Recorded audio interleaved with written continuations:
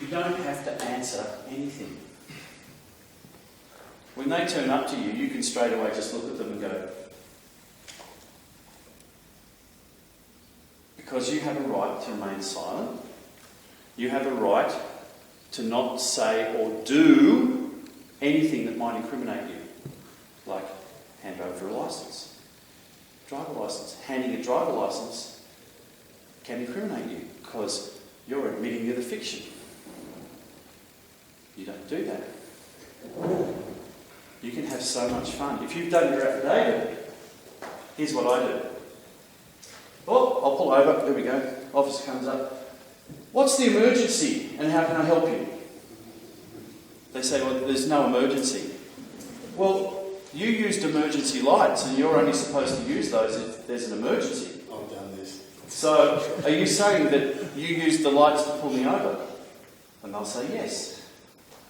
Oh, well, that's pretty deceitful and dishonest of you to start with.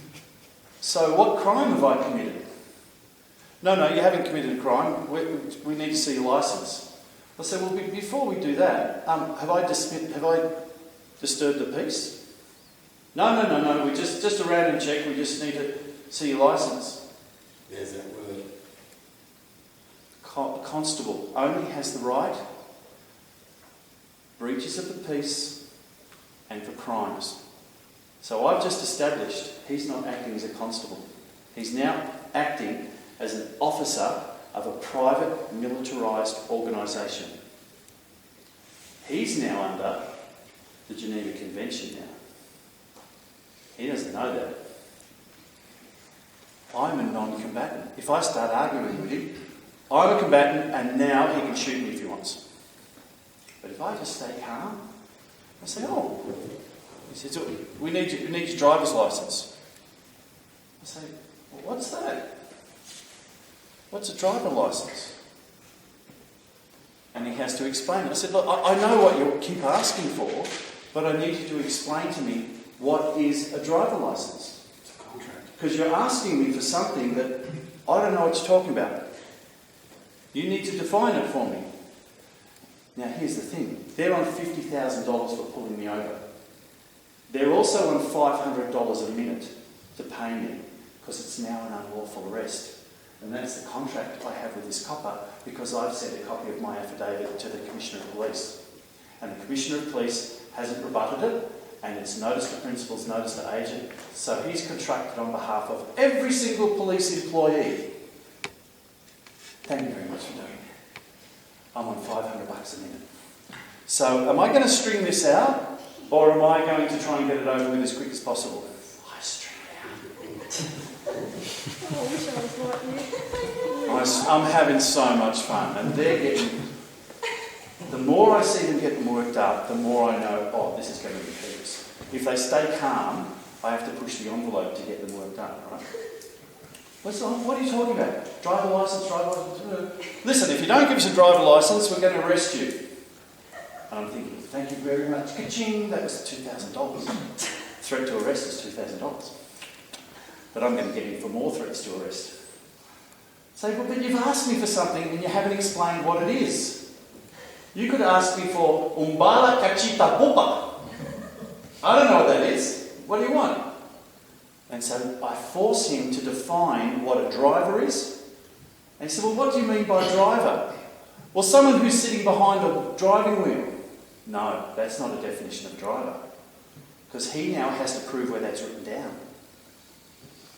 Okay, so when we get to court, you said that a driver was someone sitting behind a wheel. Where in the legislation does it say that? It doesn't. Who am I working for? He said, what do you mean? I said, well, you said that I'm a driver. My understanding of what a driver is different. Because I know a driver is someone who works, who's employed by someone for the purpose of transferring goods and trade. I know that. I'm getting him to say, well, what trade is in here? What product do you think I'm transferring? And I'll ask him 3, 4, 5 times and he comes back. I said, no, you haven't answered my question yet. I really want to help you, officer. but you're not giving me the simple answers that I need. So he says, well, we're going round in circles. I said, I know we're going round in circles because you're not answering my questions, but it doesn't bother me because you're paying me $500 a minute. I'll sit here for as long as you like, going round in circles, not answering questions. And then eventually what will happen is, I say, oh, look, are you wanting me to identify myself? Is that what you're wanting me to do? Yes. Have you got a driver's license? I said, look, I've got this.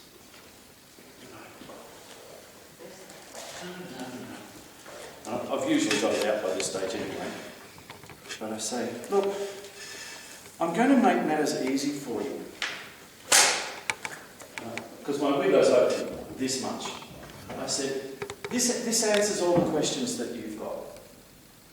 He says, what's that? I said, well, if you read it, you'll understand. It answers all your questions. And I just leave it there. No, I want a driver's licence, I said, well, you haven't explained to me what a driver's licence is. I can't help you until you explain what it is. And I leave it hanging there. And it eventually takes it out. And I said, that's now evidence in this matter. You've been served. I suggest you read it. Now they're going to keep pushing the envelope. The minute he gets upset, I say, now mind you, before I've even got to this stage, the minute they've asked me for my ID, I'll say to them, well, can I please have your name, your rank, and your place of business in writing? Oh, we'll deal with all of that later. So are you refusing? So because you're aware, under the Crimes Act, this is in Victoria, Section 456AA, that when requested to give your details, you must give them in writing immediately. Are you refusing? And I don't go, it doesn't matter what they ask me after that. I say, Section 456A, are you refusing? I'm asking you for the third time. And I'm recording everything. So see. Talk to his mate. And come back. And they give me their details. Because I don't proceed until they've identified themselves. They could be guys in costume. I don't know. Next thing. You seem to be getting very emotionally upset. You're not in a position to handle this matter. You need to step aside and let your colleague handle it. Because you're emotionally compromised. And you can do this to magistrates as well. When they come in, they get carried away. Oh, no. So your Honour seems to be emotionally compromised and not in a position to hear this matter. You need to step down. It's too late. They can't go, well, I'll be a good boy now. They usually get more pissed off and you say, well, you've just reinforced my position. You need to step down. When you say this to these power-hungry bastards, they go, it's got me on that one. I had a what was it? It was, I got charged with failing to give my address and driving without a licence and driving an unregistered vehicle. And I had 3 other cases that I brought onto the same day so I could have them all dealt with at once. We go through the situation. The cop got given the affidavit, put it under the windscreen and said, oh, that's nothing to do with me. Oh, that's good. We get to court. I said to the cop, I said, can you produce the evidence that was handed to you in the court? He said, what do you mean, the evidence? I said, well, you were handed an affidavit. It's on the video. You've got that. He said, oh, that was nothing to do with me. I said, well, you didn't keep the evidence in the judgment. Because he knows playing around with evidence is 10 years in jail. That cop's now 10.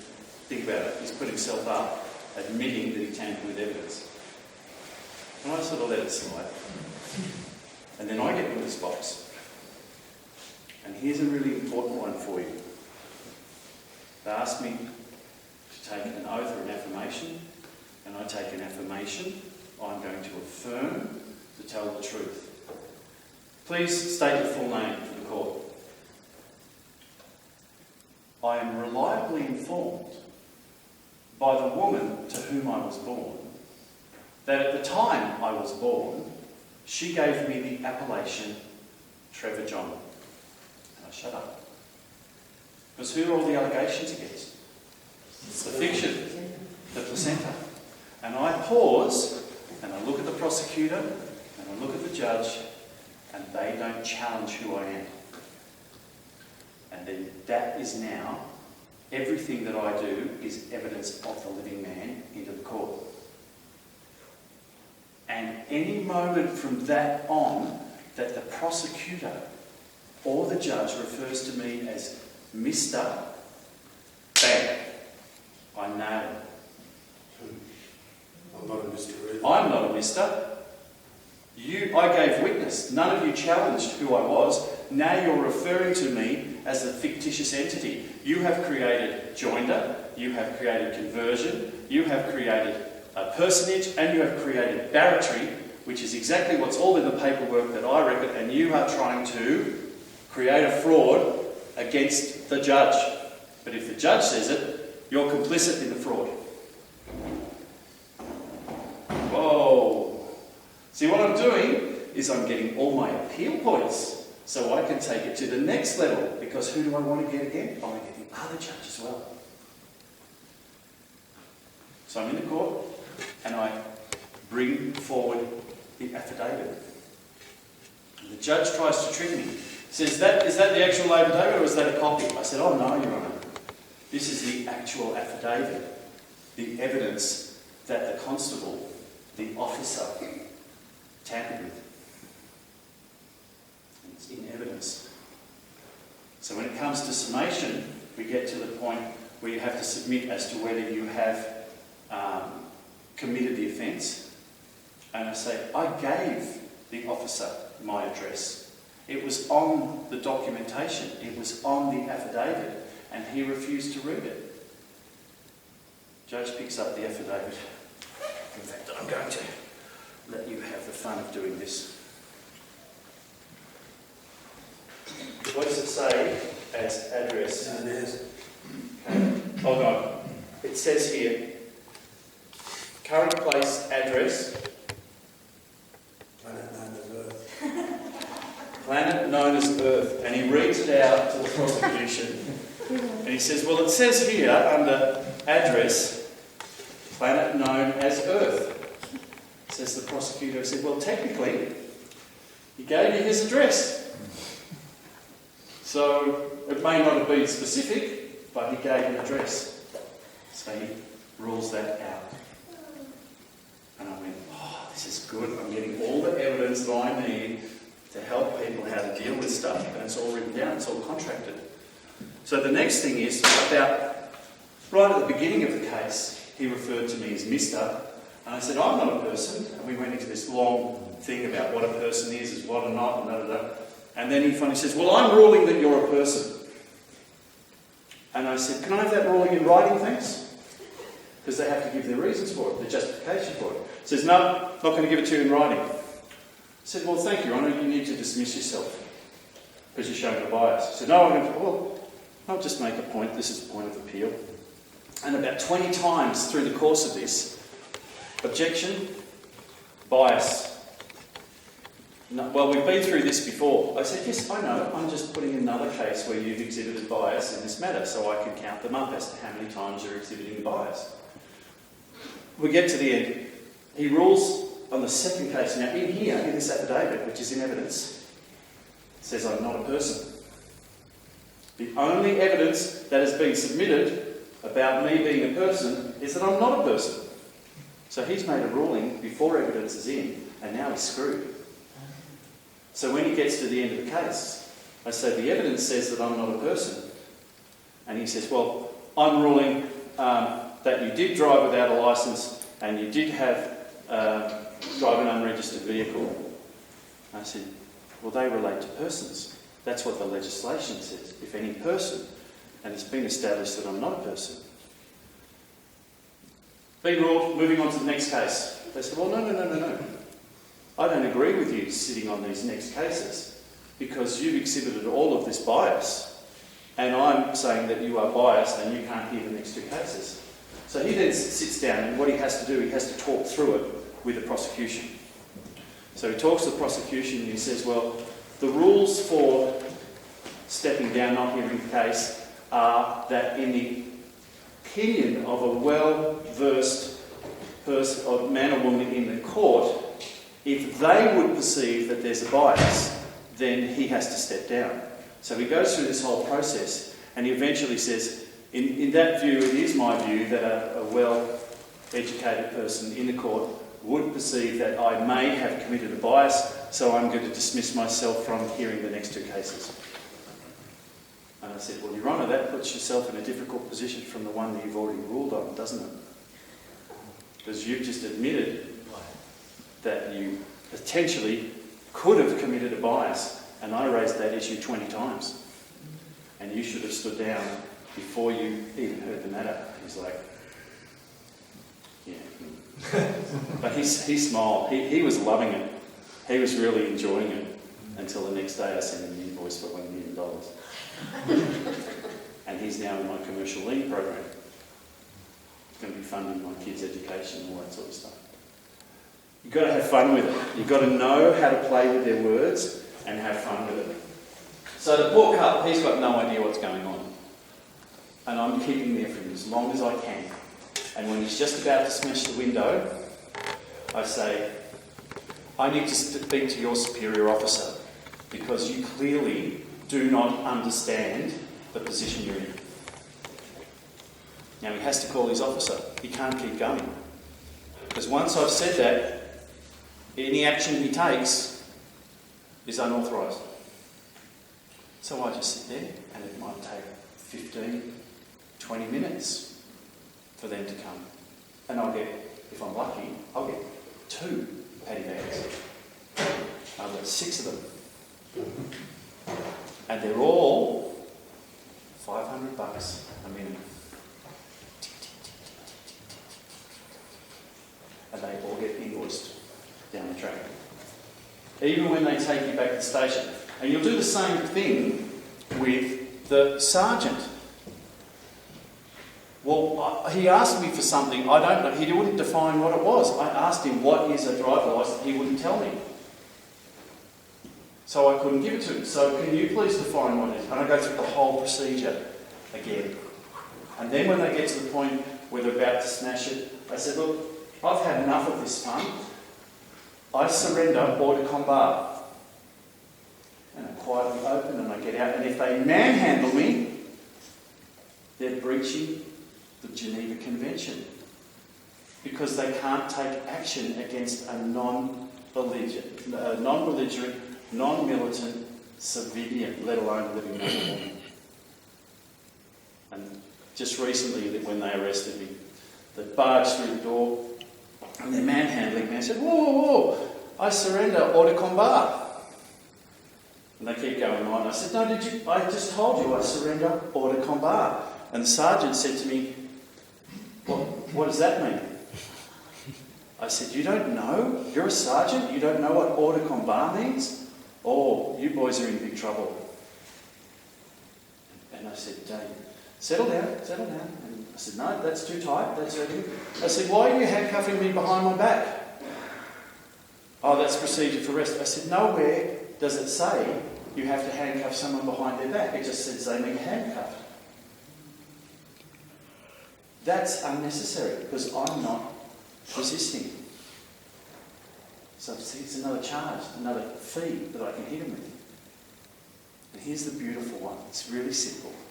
He's behind going, you have the right to remain silent, you have the... I said, do you know I had all of these rights before you barged in through my door and trespassed? I said, where's the arrest warrant? What am I arrested for? Failing to turn up to court. I said, where's that an arrestable offence? Where's that a crime? And where's the document to prove that I was even told there was a court appearance? Where's the arrest warrant? We don't have it. It's back at the case, back at the station. I said, so you're arresting me without an arrest warrant? Because you're entitled to see that it's you. Check it for its authenticity and correctness. Absolutely. And if they don't have it, they can't arrest you. Well, here's the beauty of it. We get back to the court, back to the station. I asked to see a copy. Oh, we'd have to print it out for you. Oh, so it's not even in the physical realm. It's just digital data in a computer. Since when's that legal? It has to be signed by a judge. If it's in the system, it's not in your hand. So this is all good. See, I'm playing them because they don't know what I know because they make all these mistakes. And I went up to them. I said, "Can you all make sure that your cameras are fully operational? Because I want a full record of all of this." And I said to the one I said, "Who do you get your authority from?" He said, "The Victorian government." Victorian government doesn't give anyone authority to do what you've just done. Where's it written down? Here's another one, you can look this up. It'll be the New South Wales Police Act? I don't know the name of it, but it's the way they operate. In Victoria, it's the Victoria Police Act in lowercase letters. Nowhere, anywhere, in any legislation does the capital lettered Victoria Police Corporation have any authority to do anything. Nowhere. And it'll be the same here in New South Wales. And here's the beautiful one. Telling him, "Are you sure you've rested me properly and you've carried all this?" And then he says to his other constable, read him his rights again. So the cop stands in front of me. He says, "You have the right to remain silent. You have the right to..." It goes through the whole thing. And at the end of it, I said, "Do you know what your legislation says?" And he's looking at me like, "What?" "You have to read me my rights, not recite my rights." Read means you pull out a card and you read from the card. And why is that? To make sure they don't make a mistake. They have to read it.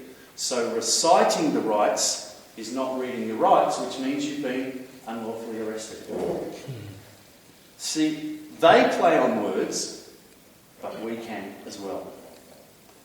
Now, there's so much more fun areas that I could cover, like tax and councils and everything. Oh, let's just quickly do councils. Well, can we go to asset and name protection? Because that's what this talk was about. This talk is about